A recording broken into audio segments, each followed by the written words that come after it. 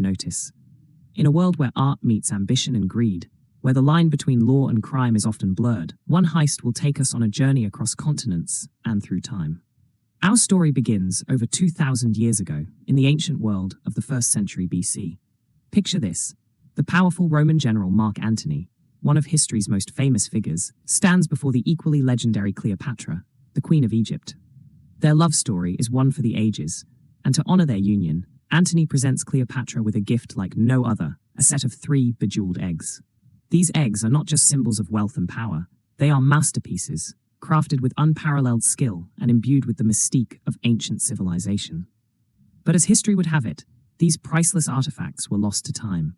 The story of the eggs faded into legend, and for over 2 millennia, their whereabouts remained a mystery. That is, until 1907, when a farmer in the countryside of Italy stumbled upon 2 of these magnificent treasures, hidden away and forgotten. Yet the 3rd egg, the one that completed the set, remained elusive, a prize that many sought, but none could find. Fast forward to the present day, where our modern tale begins in the bustling city of Rome. The Eternal City, with its ancient ruins and rich history, is home to the Museo Nazionale di Castel Sant'Angelo, where one of the remaining eggs is proudly displayed. But even in a fortress built to withstand the test of time, this priceless artifact isn't safe from the grasp of the world's most cunning criminals. Enter John Hartley, an FBI profiler known for his sharp mind and unyielding determination. Hartley is no ordinary agent, his reputation precedes him. And when it comes to high-stakes cases involving the world's most notorious thieves, he's the one to call. As Hartley steps into the museum, his eyes scan the scene with practiced precision. He's not alone. Accompanying him is Interpol agent Urvashi Das, a formidable force in her own right. Together, they are on the trail of one man, Nolan Booth. Nolan Booth, the name alone strikes fear into the hearts of museum curators and art collectors around the world. Booth is more than just an art thief. He's a master of his craft, a man with a deep passion for history and a talent for making the impossible possible. His heists are legendary, his methods ingenious, and his escapes nothing short of miraculous. But Booth isn't just in it for the money. It's the thrill of the chase, the intellectual challenge, and the chance to cement his legacy as the world's greatest art thief that drives him. As the story unfolds, Booth executes a daring heist, managing to steal the egg right from under the noses of the museum's top security. His plan is meticulous, his movements precise, and by the time anyone realizes the egg is gone, Booth is already halfway across the world. But Booth's victory is short-lived. The one thing he didn't count on was Hartley's relentless pursuit. Booth thinks he's safe, relaxing in his luxurious hideout in Bali, a paradise far removed from the chaos of the heist. But when he walks through the doors of his lavish home, he's greeted not by the silence of victory, but by the stern gaze of John Hartley and the full force of Interpol. In that moment, Booth realizes he's been outplayed. Arrested and shackled, it seems like the end of the road for Booth, until a twist of fate changes everything. Enter Sarah the Bishop Black, a name whispered in the shadows of the criminal underworld. If Booth is the king of art theft, then the Bishop is the queen. Her reputation is built on precision, cunning, and a network of connections that spans the globe. But the Bishop is more than just a rival to Booth. She's an enigma, a ghost that always seems to be one step ahead. And in a move that surprises even the most seasoned of agents, the Bishop steals the egg from Booth and frames Hartley for the crime. The Bishop is a master manipulator, someone who plays the long game, setting traps within traps. She knows how to make others dance to her tune while keeping her own motives hidden. But what drives the Bishop? Is it the thrill of the chase, the allure of priceless art, or something deeper? As the story unfolds, we begin to see that the Bishop's game is far more complex than anyone could have imagined. With Hartley now implicated in the theft, Interpol has no choice but to arrest him. But this is no ordinary arrest. Hartley is sent to a remote Russian prison, a place designed to break even the toughest of souls. And who does he find there, in the cold and desolate cell beside him? None other than Nolan Booth. The irony isn't lost on either man, once enemies, now cellmates, both victims of the Bishop's grand design. In this unlikely alliance, we see the dynamics of 2 very different personalities clash and eventually meld.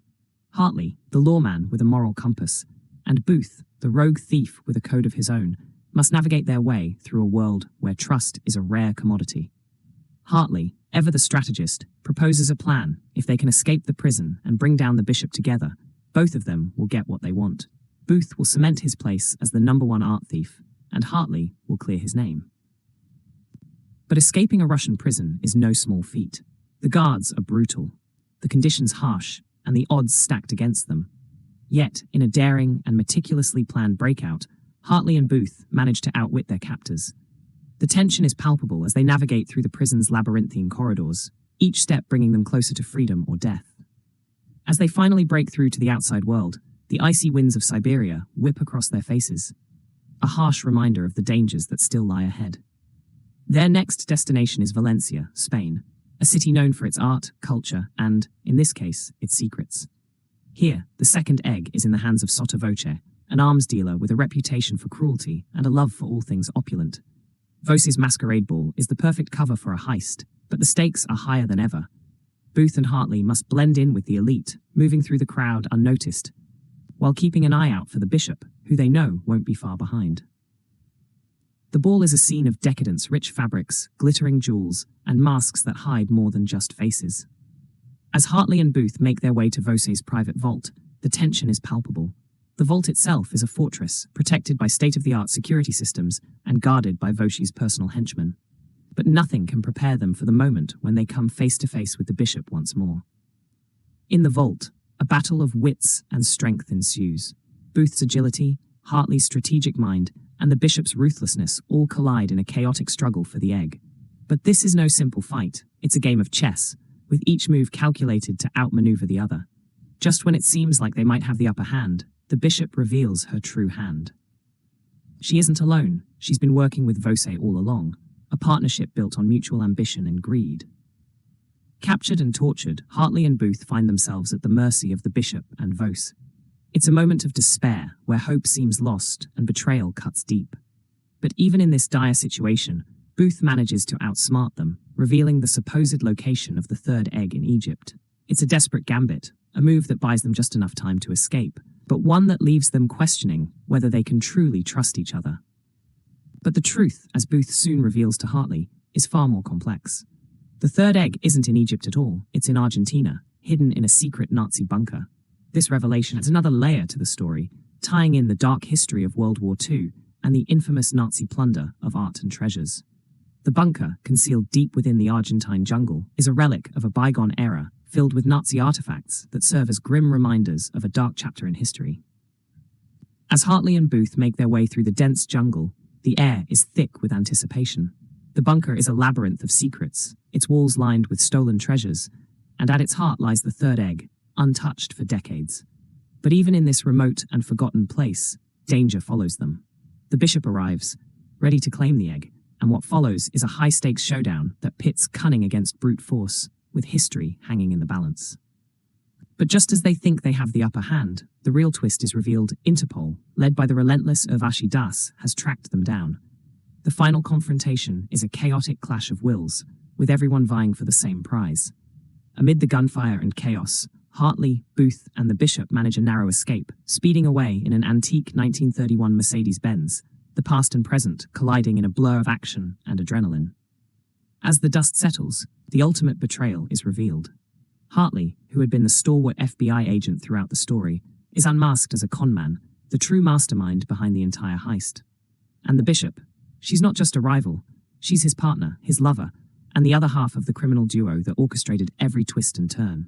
The realization hits Booth hard. He's been outplayed, a pawn in a game far bigger than he could have imagined. In the aftermath, Hartley and the bishop deliver the 3 eggs to an Egyptian billionaire, a man who values wealth and status above all else. But in true conman fashion, they double-cross him, setting the stage for Interpol to raid the wedding where the eggs are presented. The scene is one of chaos and irony, as the billionaire, who thought he had everything, is brought down by the very treasures he sought to possess. But the story doesn't end there. 6 months later, Booth, ever the resilient thief, tracks down Hartley and the bishop on a luxurious boat in Sardinia. He's learned from his mistakes, and this time, he's holding the cards. By informing Das about their Cayman Islands account, Booth has frozen their $300 million payout, leaving them with nothing but their wits and the clothes on their backs. But instead of revenge, Booth proposes a new deal, one last heist, one that requires the talents of all 3 to pull off. And so, with red notices issued for each of them, they set their sights on the Louvre in Paris, the next chapter in their ever-evolving story. In Red Notice, we see the thin line between law and crime, where loyalty is fleeting and betrayal is a constant companion. It's a world where the greatest treasures aren't gold or jewels, but the thrill of the chase, the art of deception, and the game of outwitting those who seek to outwit you. Thank you for joining me on this journey through the twists and turns of Red Notice. If you enjoyed this extended narration, be sure to like, subscribe, and hit the notification bell for more in-depth movie summaries and analyses. Until next time, keep your eyes open and your wits sharp, because in the world of Red Notice, nothing is ever as it seems.